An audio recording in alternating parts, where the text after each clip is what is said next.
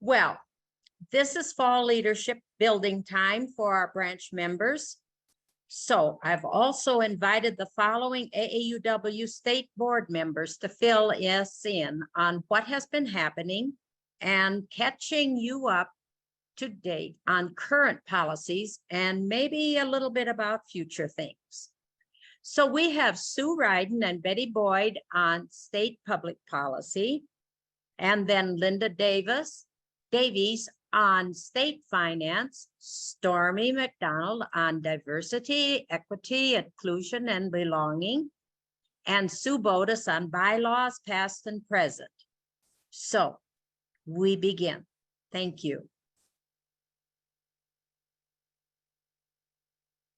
Thank you, Joan. And Betty needs to join. Good morning, everyone. I'm Sue Ryden. I am your state public policy co-director. And Betty is with me. She's our outreach director for the Public Policy Committee. And we're just going to go through some slides about what's been going on with public policy. So I'm going to try to share my screen here. And are you able to see this okay? Tell me if I need to do something different. It looks good. Okay, good. So just to give you some background, the national priorities for AAUW are set every 2 years. And I have just listed the basic priorities. First of all, public education, promoting gender fairness, equity, diversity, and inclusivity, addressing barriers and implicit biases that hinder the advancement of women and girls. And I think our two young women just really addressed this and how Nick Whistle is helping them work through these concepts. I mean, it's just so exciting what they're doing. And I do, if before they leave, I want to make sure that they know that they are welcome to be with us on our public policy committee and help us with our advocacy at the state capitol. So if you're interested in any public policy and advocacy, please do contact me. Second priority, achieving economic security for all women. The third priority, guaranteeing equality, individual rights, and social justice for a diverse and inclusive society. Now, there are like 3 or 4 pages of detail behind these priorities, and you will find virtually every issue that's out there has an impact on women.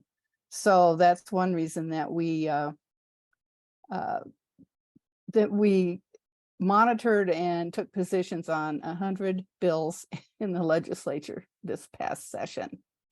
So our 2023 legislative priorities during this past session were reproductive rights, behavioral health, equal pay, anti-ageism, Title IX protections, and gun safety. And there were bills in all of those categories that we took positions on. We actively supported 44 bills, which means that we wrote letters to the committees and to our representatives on these bills. 37 of those bills were passed and signed by the governor. 5 were PI'd, which means they were killed in committee generally. There were so many bills at the end of the session, some of them just simply died on the calendar. So 2 of those died. So there were 12 bills that had to do with pay equity and economic empowerment. There were 7 bills on gun safety.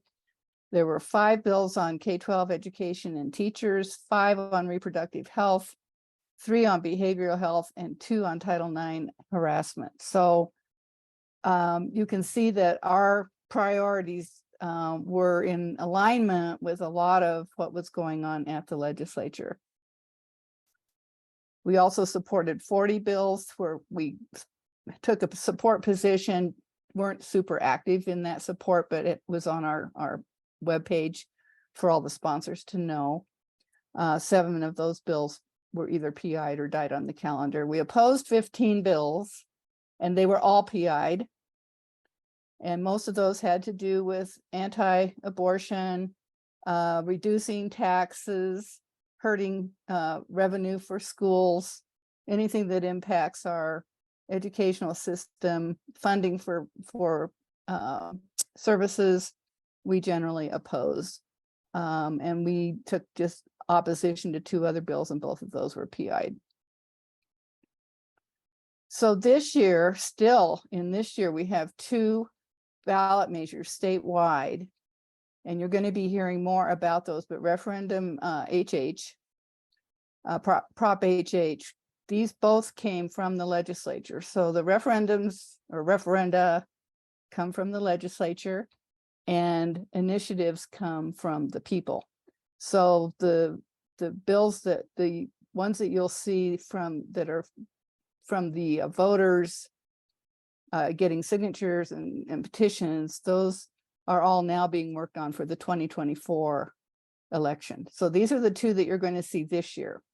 So Prop HH is the property tax relief bill, and it's a little complicated. It's essentially designed to try to minimize the big increases in property taxes that people are going to be seeing who have homes. And what it's going to do is to take off some of the value of the property, lower that tax, but then also use Tabor, what they call surplus, which really isn't, but we won't go into all of that. To take the Tabor to make sure that education and local governments retain their funding for schools and for services.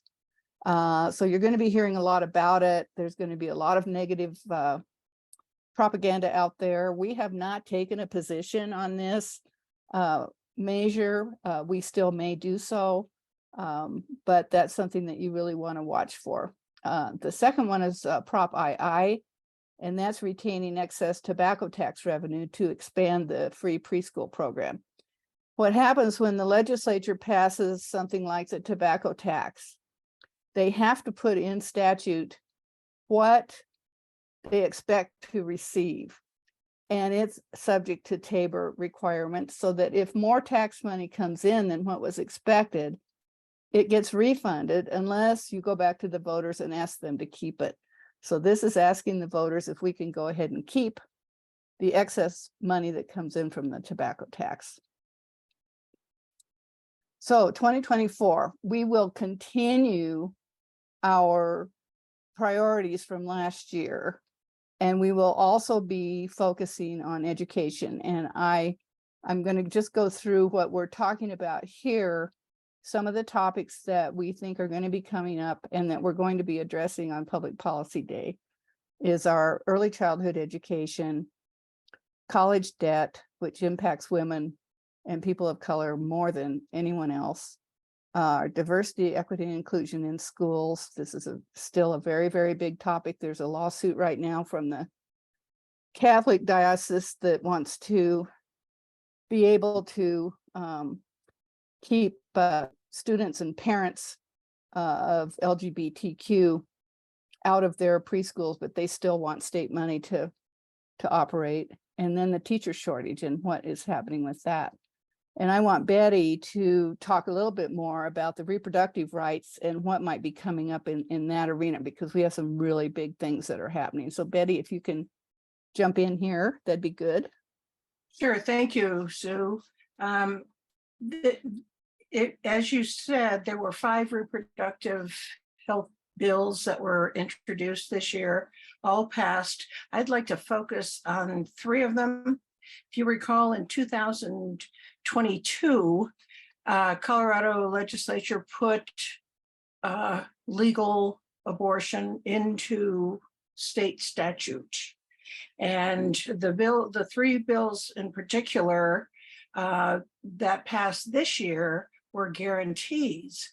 There were protections for accessing reproductive health, and this dealt with protecting providers and protecting anyone who assisted people coming into the state for an abortion, a whole series of protections so that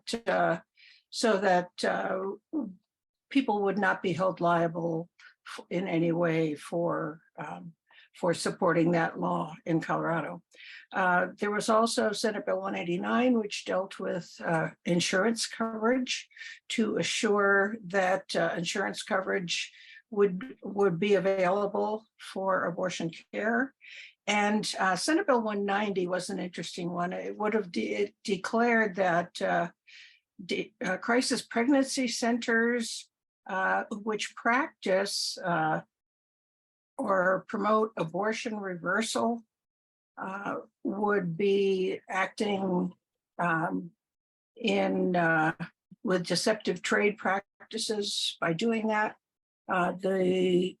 This was important because in the rulemaking process, which every bill goes through once they're passed, just this week, the State Board of Health declared that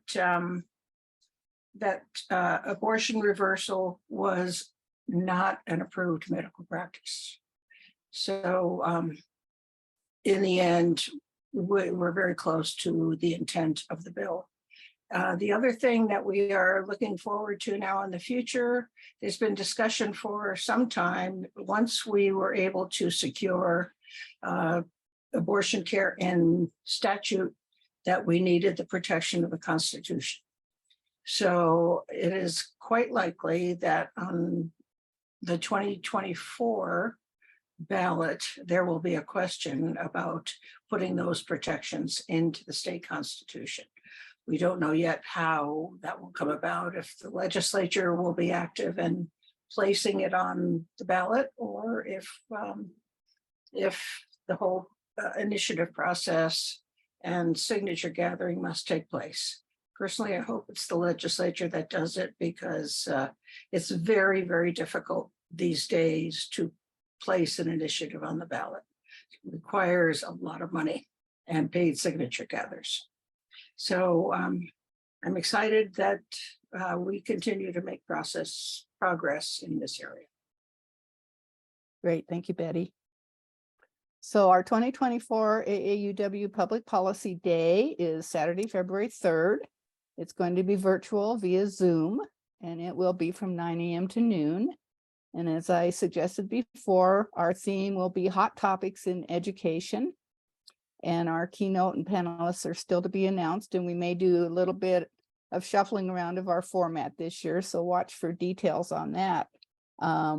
That's one of our most popular events, and we hope to have really inspirational and informational speakers, and everyone goes away knowing something new that they did not know before. So that's our goal. And that's the end of our presentation. Are there any questions?